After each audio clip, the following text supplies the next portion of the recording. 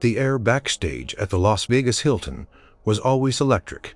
Even before the lights dimmed and the curtain rose, it hummed with the nervous energy of anticipation. The scent of hairspray mixing with the faint aroma of stale cigarette smoke, and the ever-present sizzle of anticipation. Tonight was no different. Elvis Presley. The king himself paced his dressing room, a slight restless energy thrumming beneath his tailored jumpsuit. He loved performing, truly loved it. The roar of the crowd, the way the music vibrated through him, it was pure magic. But after weeks in Vegas, the routine, as glorious as it was, sometimes settled into a familiar groove. He pushed open his dressing room door and stepped into the hallway, heading towards the band's area. Laughter spilled from the door of Ronnie Tutt, his powerhouse drummer, and James Burton, the quiet wizard of the guitar. Inside, Jerry Scheff, the steady bassist, and Glenn Hardin, the brilliant pianist, were leaning against a counter, chuckling at something Ronnie was miming with his drumsticks.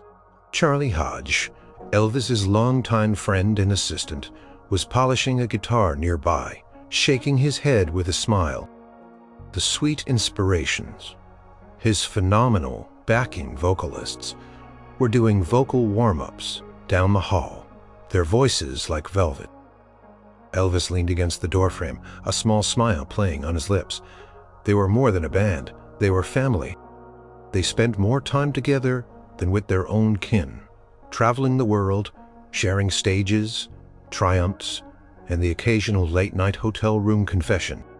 Their camaraderie was one of the things that kept him sane amidst the whirlwind of his life. Ronnie spotted him first. "Hey, E.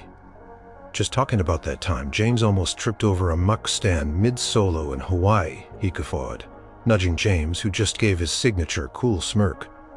Elvis chuckled, stepping inside. "Sounds like something you'd enjoy, Ronnie." He looked around at their faces, tired from the endless shows, but alive with shared humor. An idea, wild and sudden, sparked in his mind. It was exactly what they all needed to shake things up, to bring a fresh spark to the familiar routine. "You know what, boys?" Elvis said, his voice quiet but with a playful edge that immediately caught their attention. He straightened up, a glint in his eye. "This Vegas thing, it's great. But sometimes a man needs a little excitement, doesn't he?" Jerry raised an eyebrow. "More excitement than a crowd of screaming fans, Elvis." "Different kind of excitement, Jerry," Elvis clarified, his grin widening. He looked from Ronnie to James, then to Glenn. "I'd been thinking we spend a lot of time together. We trust each other. We know each other's habits." He paused for dramatic effect. "And I think we're ready for a little friendly competition." Ronnie put down his drumsticks, intrigued. "What kind of competition, boss?" Elvis gargling. "A prank war, that's what kind." Silence, then a low murmur spread through the room. James's cool demeanor faltered for a second, a flicker of surprise in his eyes. Glenn looked thoughtful, a slow smile starting to form. "Ronnie Christmas, starting to form us. Rule number 1, no pranks that mess up a show. Performance comes first. Always. We don't mess with the music." He pointed at James. "No swapping my guitar for a banjo mid-song, James." James chuckled. "Wouldn't dream of it, Elvis, unless it was a 24-karat gold banjo." Elvis laughed. "Rule number 2, no real harm, no injuries, no lasting damage. We're having fun, not trying to get anyone hurt or fired.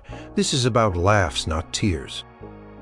He looked pointedly at Ronnie, who had a reputation for enthusiastic, if sometimes clumsy, antics. Ronnie nodded, looking contrite for a moment, then eager again.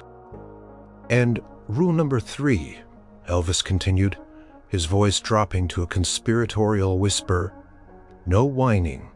If you get got, you get got. You laugh, you plan your revenge, and you keep the spirit of fun alive." He surveyed their faces, seeing the initial shock melting into growing excitement. "What do you say, boys and ladies?" he called out to the Sweet Inspirations, who had drifted closer, listening with amused curiosity. Marnus Smith, one of the sweet inspirations, chimed in. Sounds like fun, Elvis. But you know we got to stay beautiful for the stage. Oh, you ladies are always beautiful, Elvis replied smoothly, winking. But you're welcome to join in or just enjoy the show. Either way, consider yourselves warned. The band exchanged glances.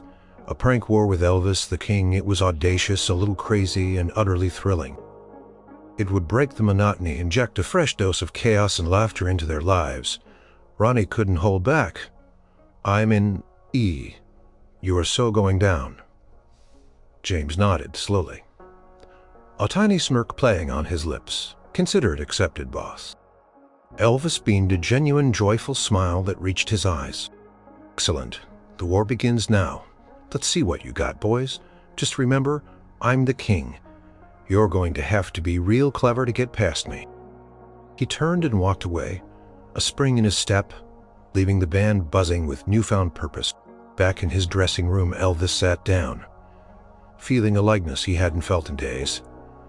A prank war. This was going to be fun. He leaned back, already brainstorming his first move. He knew their habit Bray, but then again they knew him just as well. This wasn't going to be easy. He couldn't wait. The first shot had been fired, even if it was just a declaration. The stage was set, not just for music, but for mischief. The challenge had been thrown, and the band wasted no time accepting it. The moment Elvis had walked away, a low hum of chatter had filled their dressing room. Ronnie Tudd was practically vibrating with excitement, already envisioning grand, elaborate pranks involving rubber chickens and exploding cushions. James Burton, ever the strategist, was quieter, his mind already calculating angles, looking for the most effective yet subtle first strike. Glenn Hardin, the intellectual of the group, was sketching ideas on a notepad, muttering about psychological warfare. All right, boys, James said finally, cutting through Ronnie's enthusiastic suggestions about setting off fire alarms. We need something classic, something memorable, something that lets him know we mean business, but keeps within the no harm, no show messed up rule. Jerry Sheff, the bassist, spoke up. He loves his stage presence. Maybe something that messes with his look, just a little. Ronnie's eyes widened, like dye his jumpsuit pink. No, that's too much, Glenn interjected, shaking his head. Needs to be temporary visual, but harmless, and something he'll encounter personally. Suddenly, James snapped his fingers. Glitter. Ronnie frowned. Glitter? That's it? I was thinking of filling his car with popcorn. Think about it, Ronnie, James explained patiently. Glitter gets everywhere. It's impossible to get rid of. It sticks to everything, covered head to toe in shimmering, sparkly glitter. He smirked. It's insidious. It'll remind him of us for days. Glenn nodded, thoughtfully. And it's a perfect first strike, unexpected, humiliating in a fun way, and completely harmless to the show. But how do we get it on him? Jerry asked. He's always got Charlie Hodge watching his back. James and Glenn put their heads together. They knew Elvis had a specific microphone he preferred for his big numbers. It was always set up just right, cleaned meticulously by Charlie. And Elvis had a habit of grabbing it with a flourish right before his first song. The Mick, Glenn whispered. We can rig something to the muck stand, something small, almost invisible, that pops when he touches it. Ronnie, still craving a more explosive element, piped up. Like a mini glitter bomb. Just a little poof. Exactly, James agreed. We'll get some fine silver glitter. It'll match his jumpsuit, almost make it look like he's just shimmering extra hard. Their mission began. They managed to acquire a small, spring-loaded novelty device, usually used for confetti, and a bag of the finest silver glitter they could find.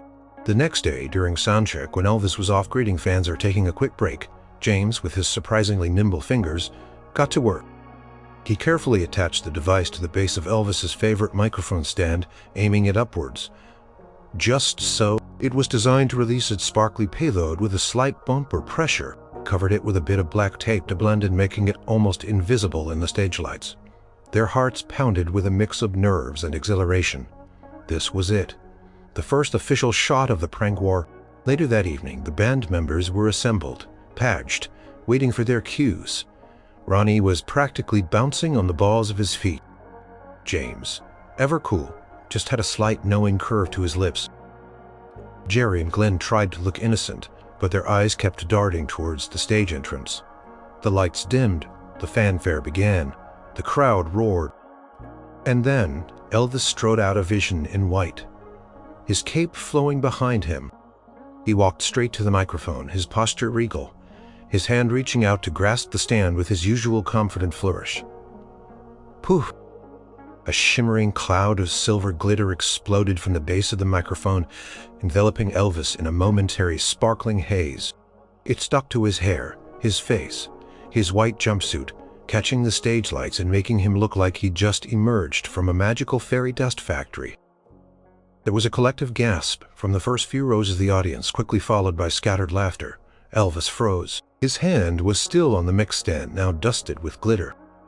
He looked down at himself, then up at the band, who were trying desperately to stifle their laughter. Ronnie was red in the face, tears streaming from his eyes. James had to turn away, his shoulders shaking. Glenn bit his lip, trying to maintain composure. Elvis stood there for a long moment, a few pieces of glitter slowly drifting down from his perfectly coiffed hair. Then a slow smile spread across his face.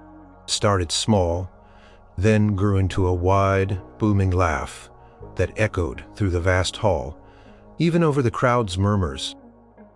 All right, you boys got me," he shouted into the glittering microphone, his voice amplified, the words carrying through the speaker system. He shook his head, sending more glitter flying, took a deep breath, and then, completely covered in silver sparkle, he launched into his opening number. Also sprach Zarathustra, with more energy than ever. The audience, now even more thrilled by the unexpected spontaneous moment, roared their approval. Backstage, the band looked at each other, triumphant. They had drawn first blood. The king was officially pranked. Elvis had performed the entire show sparkling like a disco ball, a constant reminder of the band's initial strike. Took it in stride, even winking at the audience. "Looks like I'm extra shiny tonight, folks." But backstage, as he meticulously picked glitter out of his hair and suit, a mischievous glint had entered his eyes. He knew he had to retaliate, and he had to do it well. He pondered his options. Ronnie, his excitable drummer, was an easy target full of energy and predictable routine. James was too cool, too sharp. Pranking him would require surgical precision. Jerry was laid back, hard to rattle. Glenn was often lost in his musical thoughts. Ronnie? Yes, Ronnie was the perfect mark for his immediate revenge. Elvis knew Ronnie's pre-show ritual almost as well as his own. Before every performance, without fail, Ronnie would make himself a peanut butter and banana sandwich. It was his good luck charm, his energy booster, his comfort food. Elvis, being a connoisseur of the same simple pleasures, though he preferred bacon to peanut butter sometimes, knew the habit well. He enlisted Charlie Hodge, his trusted friend and personal assistant. Charlie, always up for a bit of fun, especially if it involved Elvis's amusement, listened intently to the plan. "All right, Charlie," Elvis whispered, leaning in close, a conspiratorial grin on his face. "We need to get to Ronnie's sandwich, but we can't ruin it. Not really. Just make it unforgettable." Charlie's eyes lit up. "What are you thinking, boss?" "We swap out the fillings," Elvis said, lowering his voice further, but with something harmless, something unexpected. "Too gross." Finally, Elvis snapped his fingers. "Mashed potatoes," he declared, "and maybe cold gravy, instead of banana slices." Charlie chuckled. "Oh, that's brilliant. He'll never see it coming." Their window of opportunity came during a brief break in rehearsals the next day. Ronnie, as usual, had left his bread, a jar of peanut butter, and a few bananas on a small table near his drum kit, ready for his pre-show snack. He stepped away to grab some water. Elvis and Charlie moved with stealthy precision. They had prepared their ingredients in advance: a small bowl of leftover mashed potatoes from the catering spread, and a tiny container of cold, congealed brown gravy. They quickly unscrewed the lids of Ronnie's peanut butter and jelly jars, carefully scooping out a bit of the real stuff and replacing it with their substitutes. The mashed potatoes were molded to resemble peanut butter. The gravy drizzled to look vaguely like mashed banana. They were careful to leave no trace, wiping the edges of the jars clean. Then they artfully spread the concoction onto Ronnie's waiting slices of bread, wrapped it neatly, and placed it back on the table. They retreated to a vantage point behind a stack of amplifiers, trying to look innocent. The other band members, clued in by Elvis's winks and secretive glances, were also watching, trying to stifle their snickers. James was pretending to tune his guitar, but his eyes were fixed on Ronnie's returning figure.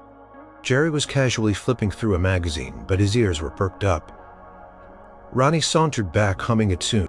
He picked up his sandwich, unwrapped it, and took a big, confident bite. The immediate reaction was priceless. Ronnie's eyes widened. His cheerful humming stopped dead. He chewed slowly, a look of profound confusion spreading across his face, quickly followed by a grimace of pure disgust. He swallowed with difficulty, then quickly spat out the rest of the bite into a napkin. "What in the—" Ronnie spluttered, looking at the offending sandwich. He poked at it with a finger. "And this ain't banana." He sniffed it, then made another face. It's mashed potatoes and gravy. Oh, gross, man." Just then, Elvis strolled by, whistling a cheerful, innocent tune, a perfectly normal-looking peanut butter and banana sandwich in his hand. He took a bite, chewing contentedly. He stopped beside Ronnie, feigning surprise.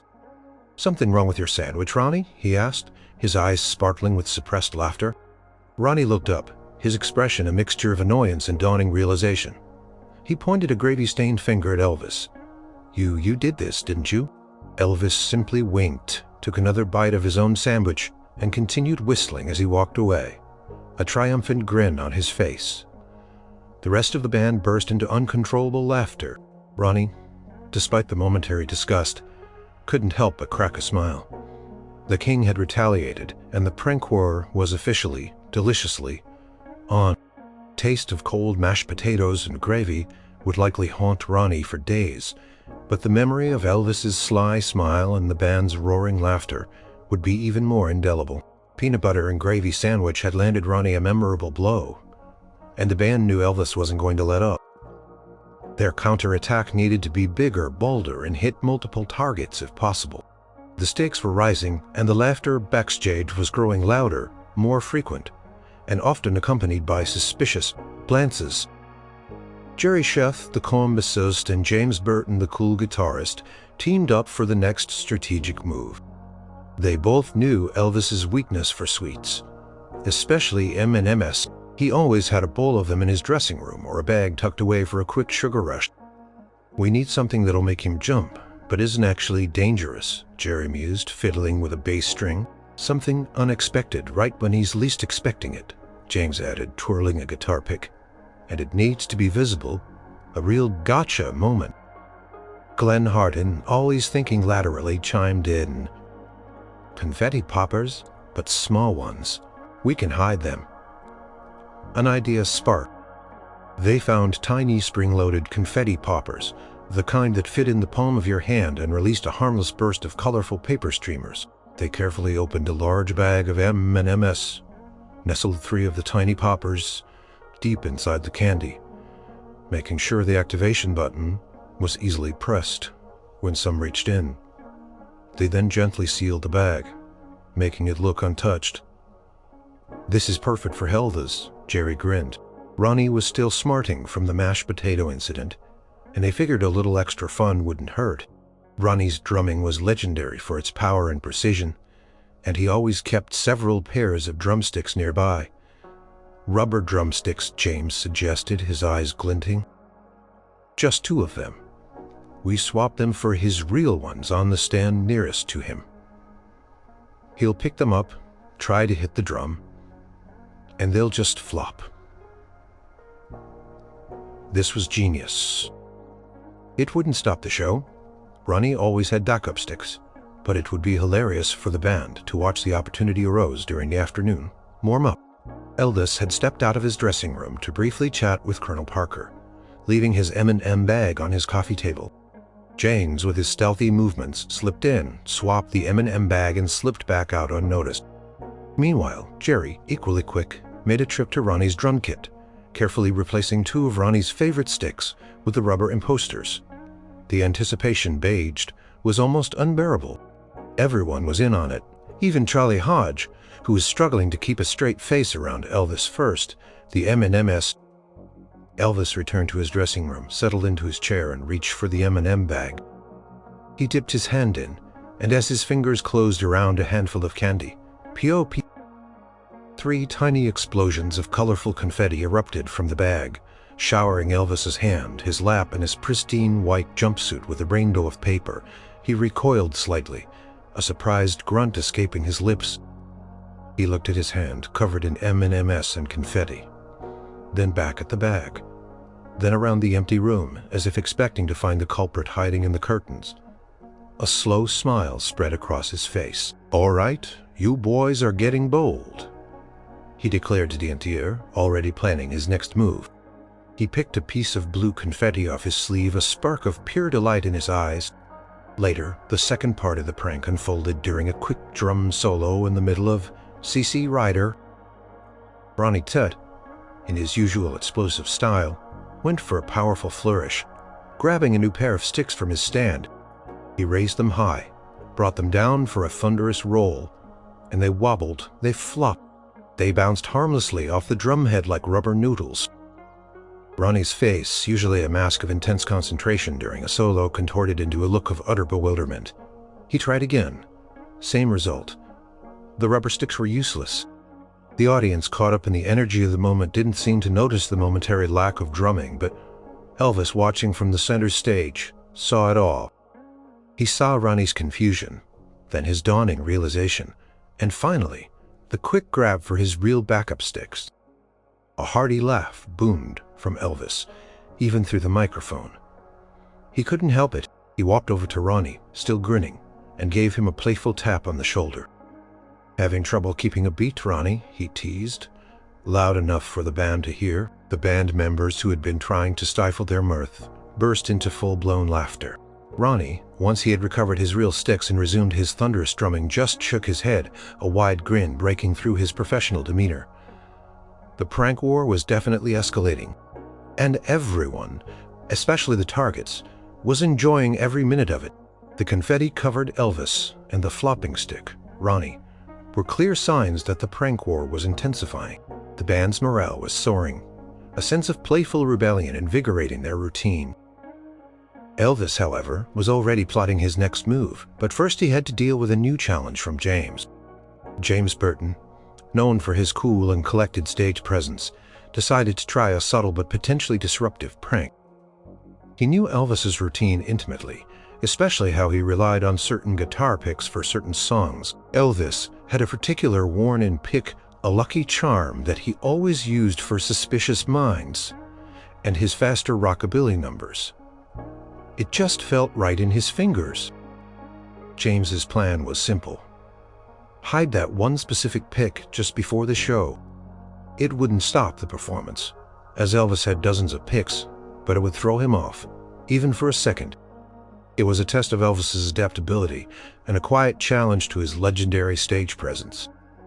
During pre-show soundcheck, while Elvis was distracted by a conversation with his manager, James casually walked over to Elvis's mech stand, where his personal picks were always tucked into a small holder.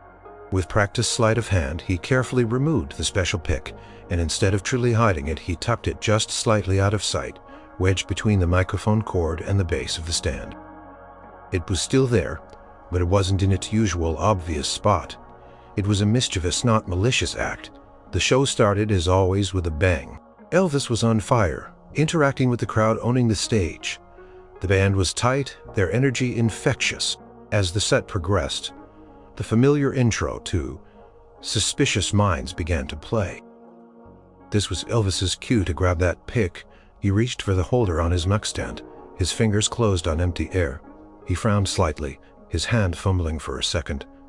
The audience wouldn't have noticed, but the band did. Ronnie's drumming wavered for half a beat. James, watching closely, felt a tiny prick of unease. He had intended it as a light-hearted joke, but seeing even a flicker of confusion on Elvis's face during a performance that was a line they'd agreed not to cross, the rule was, no show messed up. And a momentarily flustered King, even for a split second, was too close. Elvis quickly adjusted, grabbing another pick from a different part of the stand. He continued the Sans Bahin, his voice powerful, his movement sharp.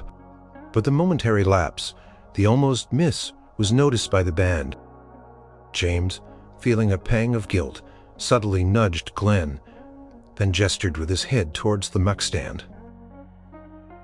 A silent signal of where the pick actually was. Mid-song, during a brief instrumental break, Glenn, ever the professional, subtly walked closer to Elvis's microphone, pretending to adjust a cable. As he did, he discreetly nudged the special pick, just enough for it to become visible again, tucked into its usual spot. Elvis, still singing, glanced down. He saw it, a brief, knowing look passed between him and Glenn. Elvis gave a barely perceptible nod of thanks. After the show, as the applause died down and the band packed up, Elvis made his way to James Burton. James braced himself, expecting a playful dressing down. Elvis clapped a hand on James's shoulder. "James," he said, his voice low but with a clear undertone of mock seriousness. "You know, I love a good prank, and you almost had me there." He paused. "But my guitar picks during a show, that's sacred, man. That's a connection to the music, to the moment." James looked him in the eye, genuinely apologetic. "You're right, Elvis. My bad. Got a little carried away. Won't happen again. Didn't mean to throw you off." Elvis's expression softened. He saw the sincerity in James's eyes. He knew James respected the music and their shared performance. More than anything, he grinned, that famous, charming Elvis grin. "Ah, but the effort was commendable, James. You had me for a second almost." He clapped James on the back, a warm, reassuring gesture. "Just remember the rules, all right? No real harm and no messing with the show."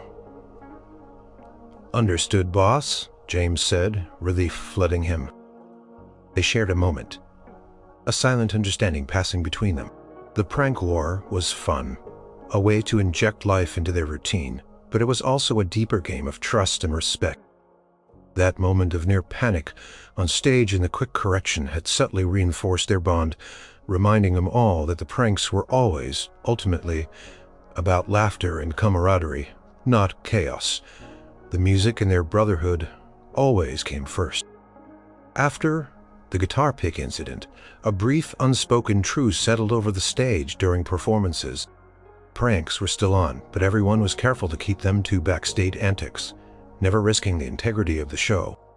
This only made the band more determined to launch a truly memorable, collaborative strike against Elvis. Target for their next grander prank was obvious: Elvis's hair. His iconic pompadour was legendary, a masterpiece of grooming that required precise products and careful styling. Messing with the King's hair was a bold move, but if done harmlessly, it would be a priceless victory. And to make it even sweeter, they decided to include Charlie Hodge, Elvis's ever-present assistant, as a secondary target. Charlie was always meticulously combing Elvis's hair and his own with great care.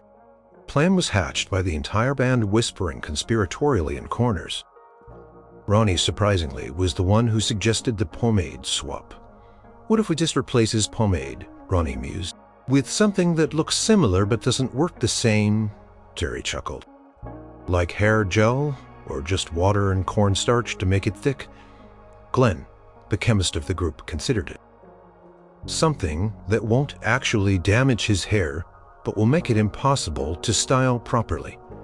Something sticky, maybe, but washes out easily." They decided on a harmless, super sticky but easily rinsable hair gel, almost clear like some pomades. They'd transfer it into Elvis's familiar pomade jar. For Charlie, James had an idea. "And for Charlie's comb, we get one of those gag combs that just falls apart when you use it. He's always fussing with his hair, too." The next day, before the evening performance, the stage was bustling, but everyone knew to keep an eye out for opportunity. While Elvis was distracted by a phone call in a separate room and Charlie was off fetching water, the band moved swiftly. James, with his steady hands, carefully emptied Elvis's pomade jar and refilled it with the sticky hair gel. He made sure the label was facing the same way, the lid screwed on perfectly. Ronnie, meanwhile, managed to swap Charlie's favorite comb on his dressing table with a cheap plastic gag comb designed to break into several pieces with a little pressure. They then retreated, dispersing into their own dressing rooms, trying to appear nonchalant. The tension was palpable, a delicious current of anticipation running through the backstage area. Soon enough, it was time for Elvis to get ready. He emerged from the shower, a towel wrapped around his waist, and headed straight for his dressing table. Picked up his familiar pomade, jar, scooped out a generous dollop, and began to work it into his damp hair. His brow furrowed almost immediately. He muttered, trying to smooth his hair back. It wasn't slicking down properly.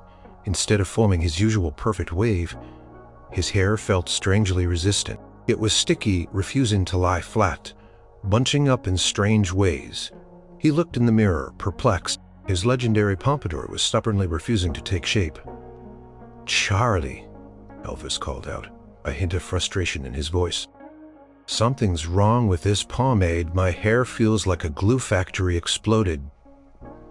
Charlie Hodge hurried over, concerned.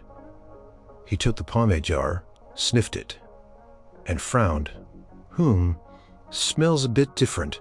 He then reached for his own comb, ready to help Elvis out. He brought the comb to Elvis's unruly hair, attempted to rake it through, and, with a soft crack, the gag comb shattered into 3 distinct pieces in his hand.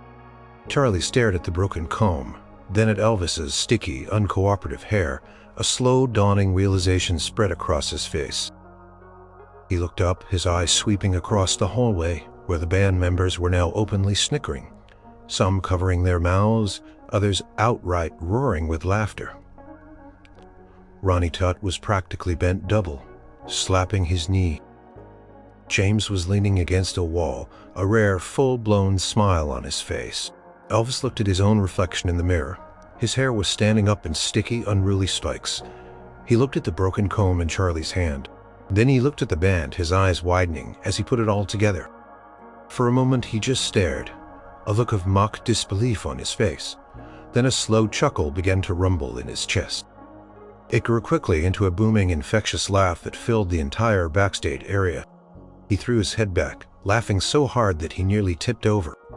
"You boys are something else," he shouted, still laughing, trying to smooth down a particularly stubborn clump of sticky hair. "You got me. You really got me good on that one. My hair feels like a glue factory exploded." Charlie, no longer frustrated, joined in the laughter, shaking his head at his broken comb. The sweet inspirations, who had also witnessed the scene, were dissolving into giggles. The shared laughter, the genuine amusement at their leader's discomfiture filled the air with warmth. The great pomade swap was a resounding victory for the band, a testament to their teamwork, and another layer in the ongoing, deeply cherished prank. Prank war, was no longer a secret confined to the band. And Elvis? The subtle changes in routine, the sudden bursts of laughter, the occasional glitter trail, it was starting to draw the attention of others around the Vegas Hilton. Most notably, Colonel Tom Parker, Elvis's enigmatic manager, began to take notice. Colonel was a man of business, a shrewd operator who valued order, efficiency, and the bottom line above all else. His domain was usually the financial reports, the contracts, and making sure Elvis was exactly where he needed to be, precisely when he needed to be there. So the increasingly chaotic atmosphere backstage was a source of mild bewilderment for him. He'd found a rubber chicken, inexplicably perched on his desk chair one morning, placed there by Ronnie Tutt, who found the Colonel's stern demeanor a tempting target. Colonel had simply stared at it for a full minute, then cautiously moved it to a side table as if it might explode. He'd seen a mysterious streak of something sticky in Elvis's perfectly coiffed hair, only to have Elvis just laugh and say, "Oh, Just a little something the boys cooked up, Colonel Me.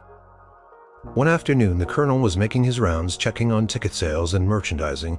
When he walked past the band's dressing room, he paused.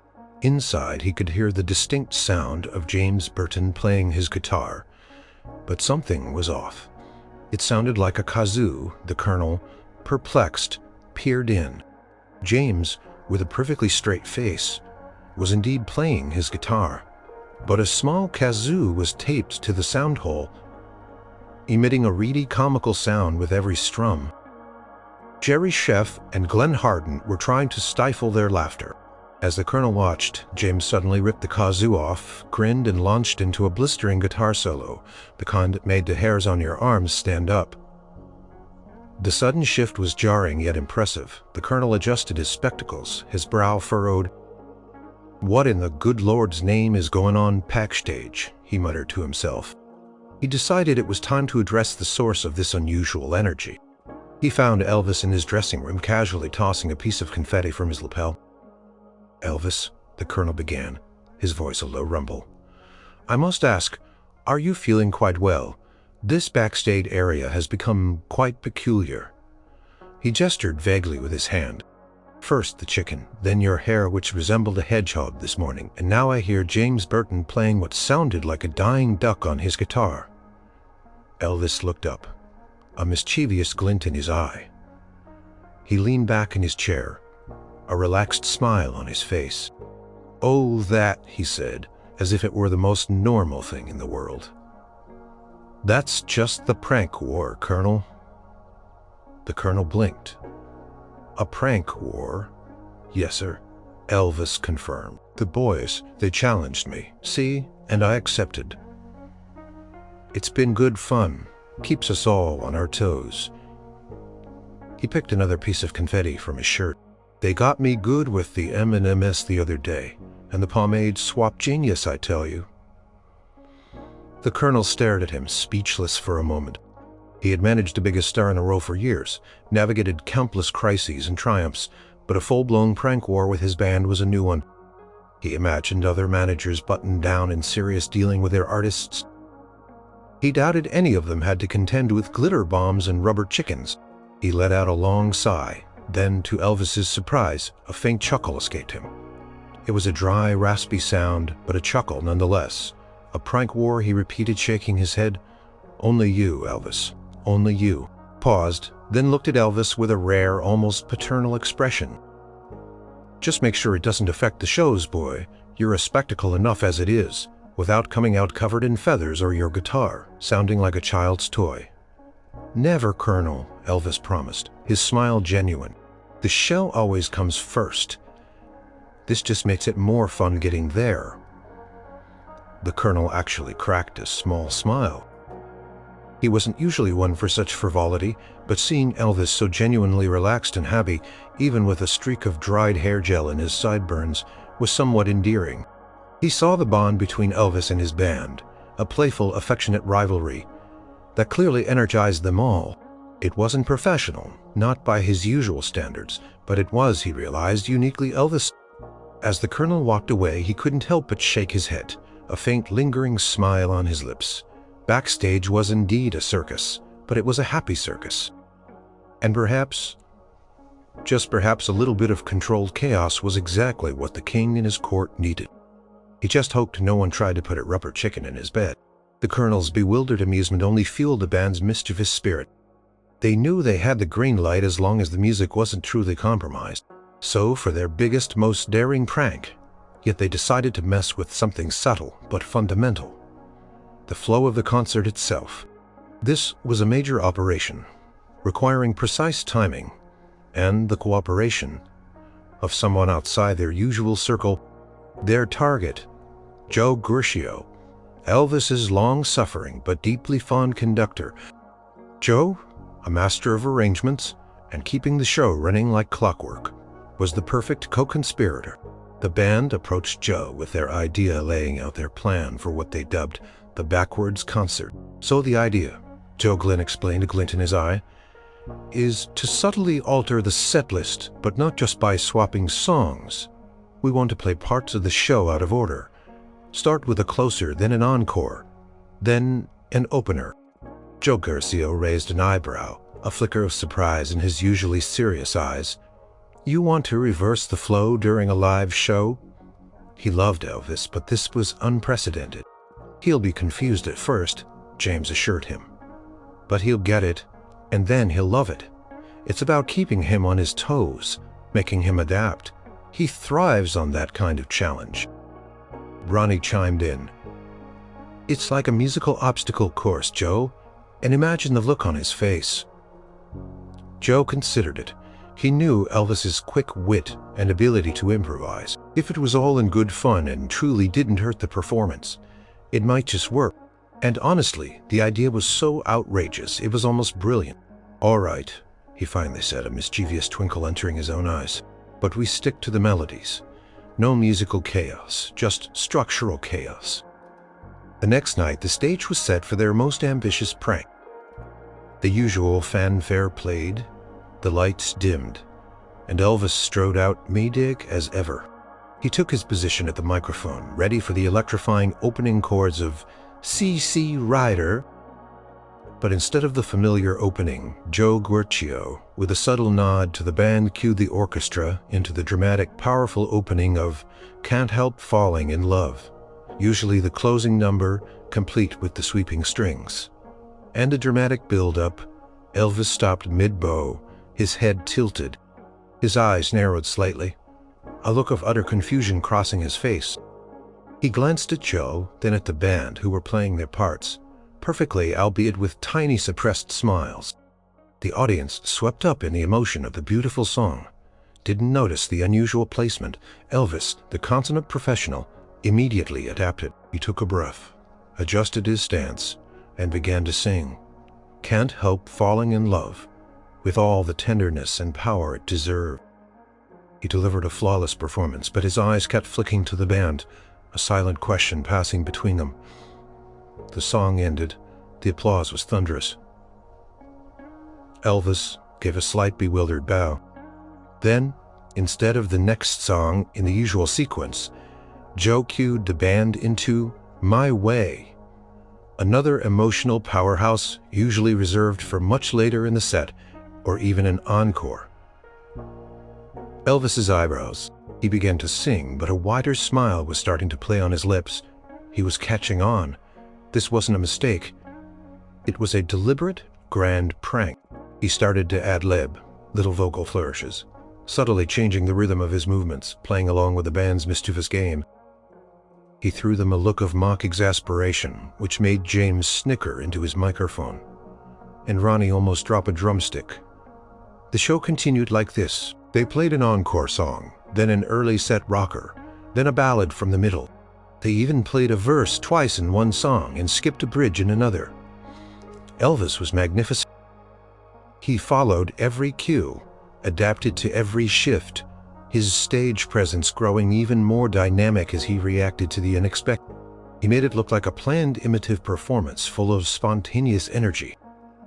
By the time the actual closing number, which, after their backwards shenanigans, ended up being a medley of various intros and outros, finally came, Elvis was beaming. He took his final bow, the crowd roaring, then turned to the band, his hands on his hips. "You boys," he said into his microphone, his voice dripping with playful accusation, "you tried to throw me off tonight, didn't you? You tried to make the king stumble." He shook his head, a wide, genuine laugh escaping him. "I almost lost it a few times. But you know what? That was one of the most fun shows I've had in ages." The band cheered, a collective wave of relief and triumph washing over them. They had pulled off their biggest prank yet, and Elvis had not only caught on, but embraced it, turning their chaos into a triumph. The Colonel, watching from the wings, just shook his head, a small, knowing smile on his face. This was truly a unique show in more ways than one.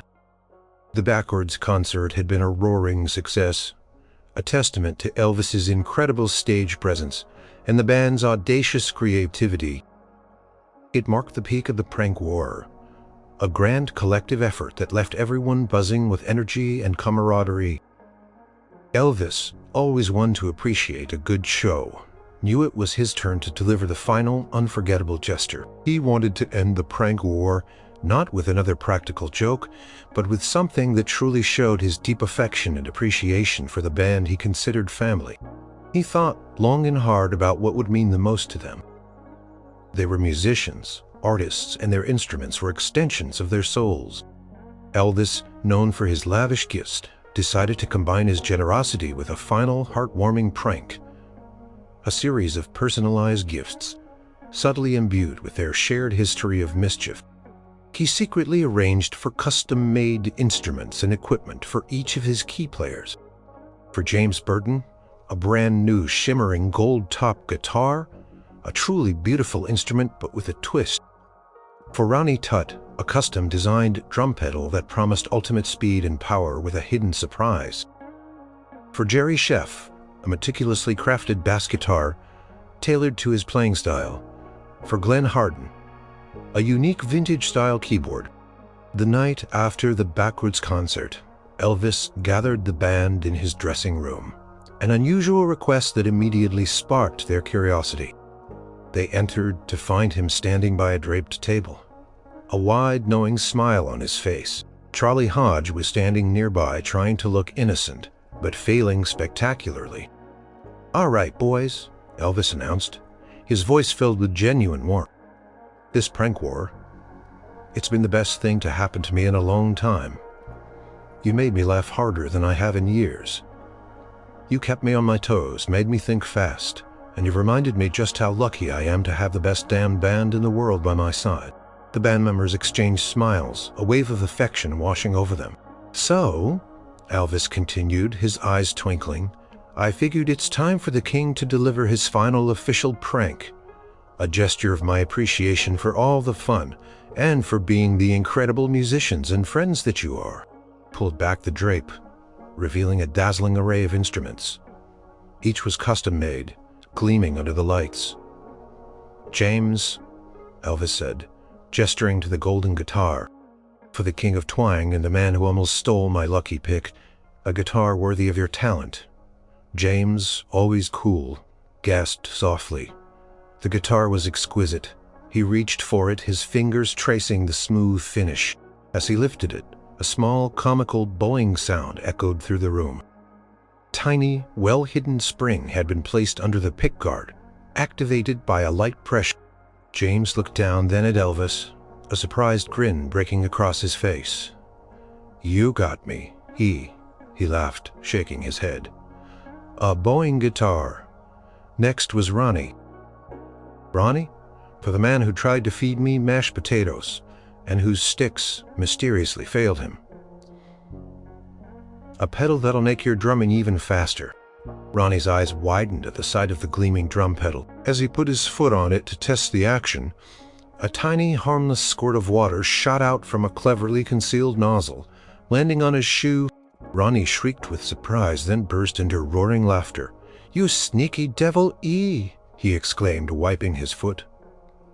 For Jerry, his custom bass guitar. Jerry, for the man who helped lead the charge with the M&MS, a bass that'll make your grooves even deeper. Jerry plucked a string, and instead of a note, a faint high-pitched squeak came out from a hidden tiny kazoo. He looked at the bass, then back at Elvis, shaking his head in amusement.